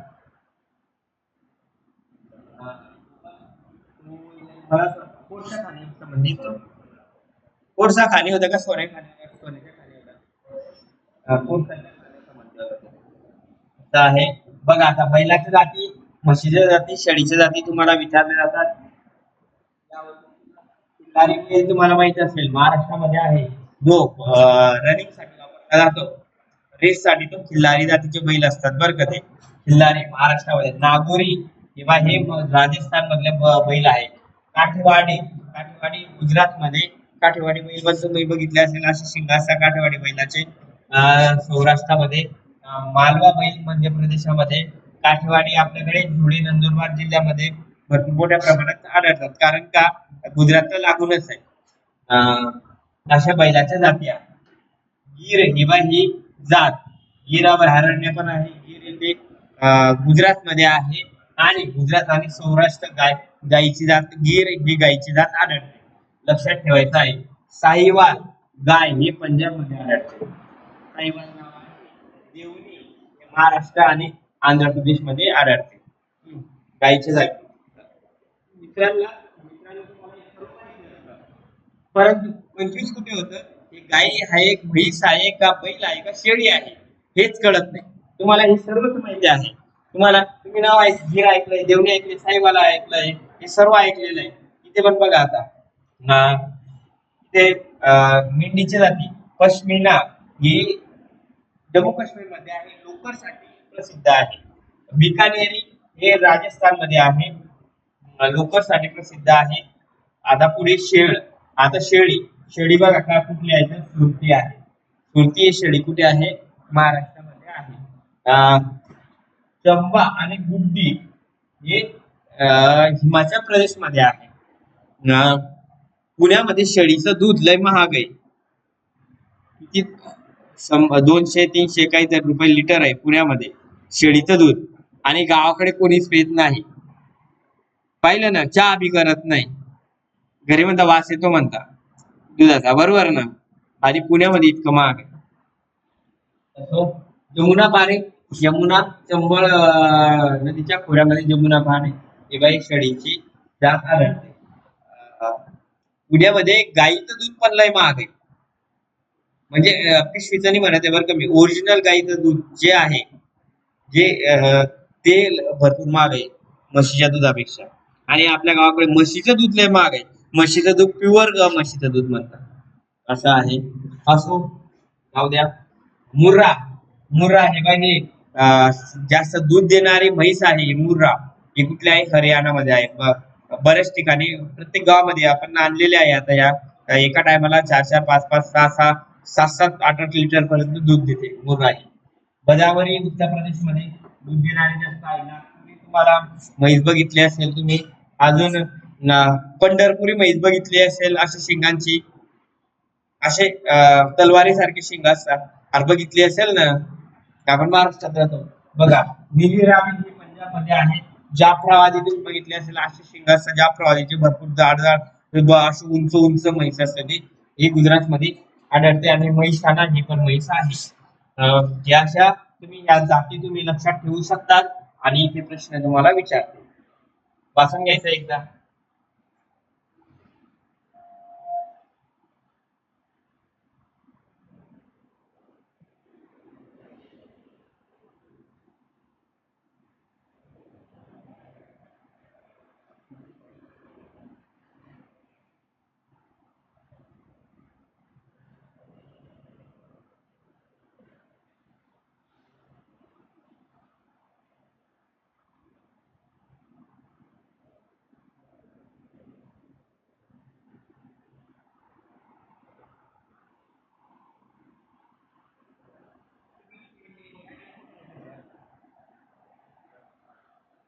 हा, राहिला कुठे?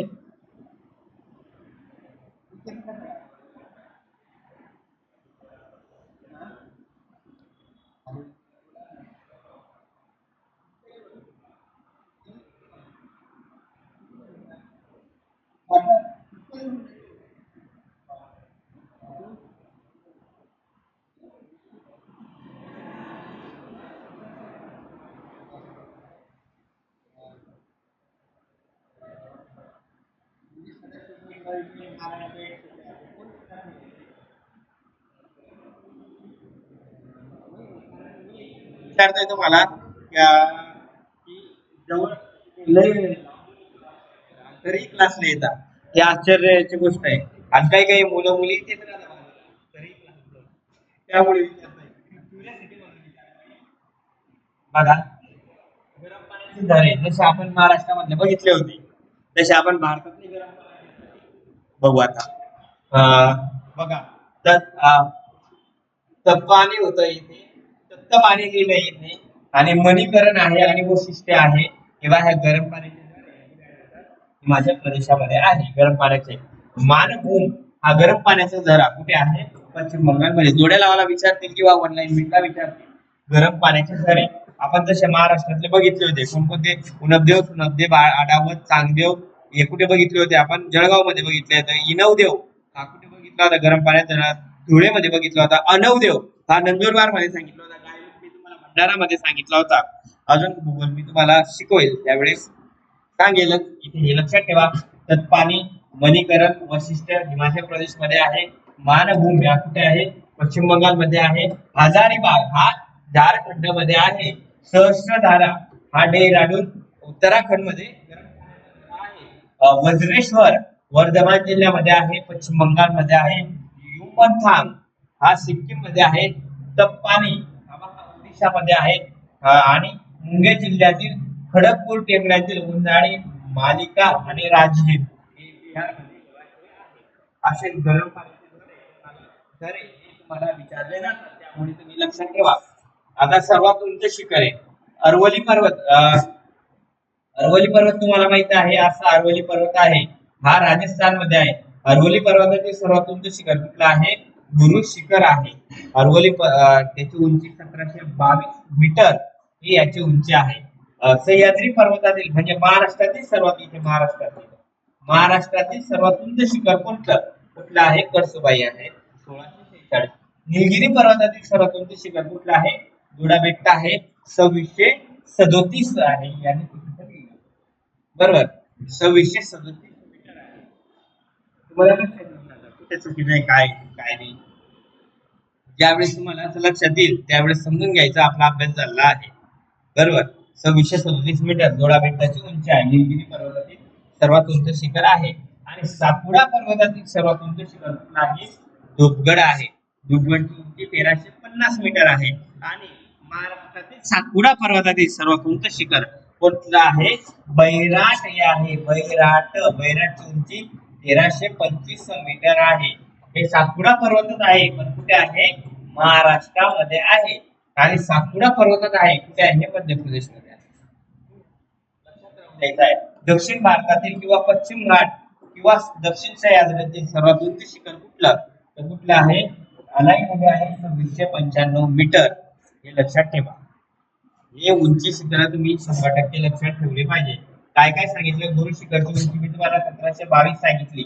अरवली पर्वतातील कळसुबाईची उंची किती सांगितली? 1646 सांगितली. बरोबर ना? अजून जोडाबेट्टाची उंची सांगितली मी तुम्हाला. जोडाबेट्टाची 2637 मीटर सांगितली. सर्वात उंच शिखर जोडाबेट्टा. अजून सह्याद्री पर्वतातील अनाईमुंडी सांगितली.